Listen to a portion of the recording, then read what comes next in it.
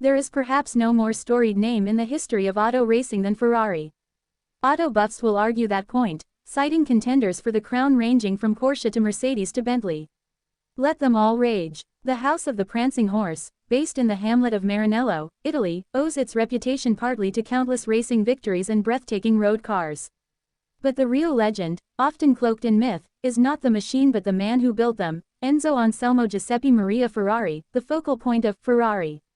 Michael Mann's film is not a full biopic, but rather a tense and troubled slice of the automaker's life, specifically 1957, when Enzo Adam Driver is grappling with both bankruptcy and the dueling demands of his fierce wife Laura Penelope Cruz and doting mistress Lena Shailene Woodley. How much of Ferrari steers factually straight? Since the movie is drawn from auto writer Brock Yates' 1991 biography, Enzo Ferrari, The Man and the Machine, the broad strokes are spot on. But we drill down on details that warrant a closer look. Did Enzo Ferrari really have a mistress and a secret son? Enzo Ferrari split his affections between two women, his wife Laura Garello, whom he married at 25 in 1923, and his mistress, Lena Lardi, whom he met in the late 1930s. Enzo and Laura had a son named Alfredo, nicknamed Dino. Dino Ferrari shared his father's passion for cars and was expected to step into a leading role at Ferrari, but died from complications of muscular dystrophy at age 24 in 1956, a year before Ferrari is set. Dino's death rocked Ferrari, who named a now famous sports car after his son. But while very few knew it at the time, Ferrari also had a son with Lardi, Piero, born in 1945. Italy's then strict laws prohibiting divorce resulted in Ferrari staying with Laura until her death in 1978, at which point he acknowledged Piero as his son. Today, Piero Ferrari, 78, is vice chairman of Ferrari. Was the Ferrari company about to go under in 1957? Enzo Ferrari's passion for cars started in his teens, eventually translating into a job racing for Alfa Romeo in the mid-1920s. A decade later, he left the driver's seat and managed the Alfa team, deepening his knowledge of cars and drivers in the process. In 1947, he founded his eponymous company, Ferrari. Would Adam Driver and Penelope Cruz want a Ferrari?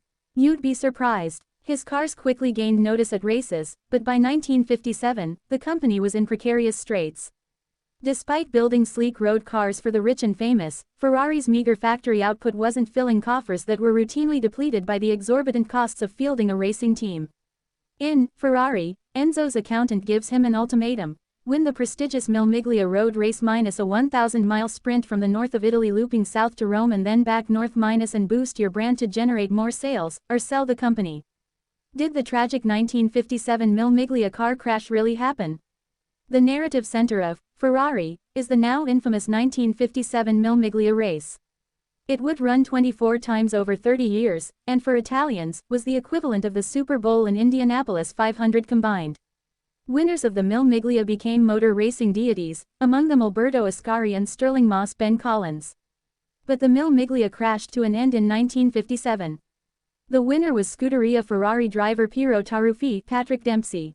But tragedy struck as Ferrari driver Alfonso de Portigo, Gabriel Leone, died in a crash that also killed his co-driver Edmund Nelson and 9 spectators, 5 of them children. The Mille Miglia was immediately banned by the Italian government, returning in 1977 as a rally for owners of cars built in the years when the original race ran, 1927 to 1957. Did Enzo Ferrari really not care about his famous road cars? In Ferrari, we see the company patriarch act almost dismissively toward his beautiful road cars and their buyers. In one scene, he keeps a sultan waiting in the rain. The genesis of this attitude was Ferrari's roots as a race car driver as well as his passion for building winning engines. The rest was secondary, often including the driver, who Ferrari felt was there solely to serve the vehicle. Among the more celebrated quotes attributed to the car maker are, "I build engines and attach wheels to them," and, "The client is not always right." Legend has it that tractor maker Ferruccio Lamborghini took his Ferrari back to Enzo to complain about a few defects, and when Ferrari ignored him, Lamborghini started his own car company. Today, new Ferrari road cars cost anywhere from $300,000 to upward of $1 million, but the most famous Ferrari of all is the rare 250 GTO built in the 1960s, which trades hands for as much as $70 million. When did Enzo Ferrari die? Ferrari's financial woes did not improve overnight simply by having one of his cars win the ill-fated 1957 Mille Miglia.